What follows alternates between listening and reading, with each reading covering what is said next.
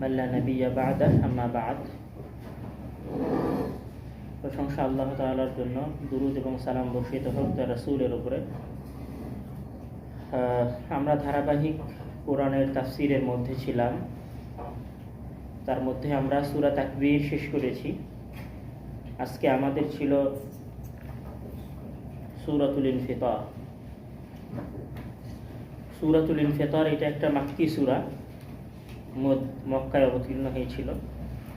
আর অবতীর্ণের serial হওয়ার দিক থেকে এই সূরাটা সূরা নাজিআর পরে অবতীর্ণ হয়েছে।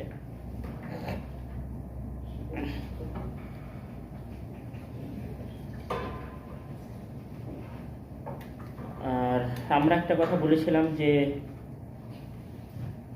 কোরআনের শেষের দিকের সবগুলো সূরার আলোচ্য বিষয় কি? কিয়ামত। কিয়ামতের বিভিন্ন অবস্থা, বিভিন্ন পরিস্থিতি সম্পর্কে মহান আল্লাহ তাআলা আলোচনা করেছেন। কেননা আসলে মানুষের জীবনে সবচেয়ে গুরুত্বপূর্ণ যে জিনিস সেটা হচ্ছে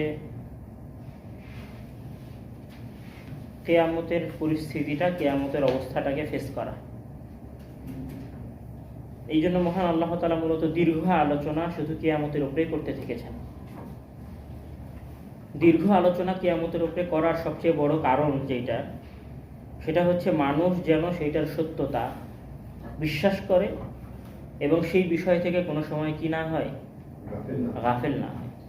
আল্লাহ তাআলা অন্য কথা হয়তো 1-2 বার বলেছেন, 3 বার বলেছেন, 4 বার বলেছেন, কিন্তু কিয়ামতের কথা বা কিয়ামতের আলোচনা উনি শুরু থেকেই করতে থেকেছেন। আর শেষের দিকে এসে কি করেছেন?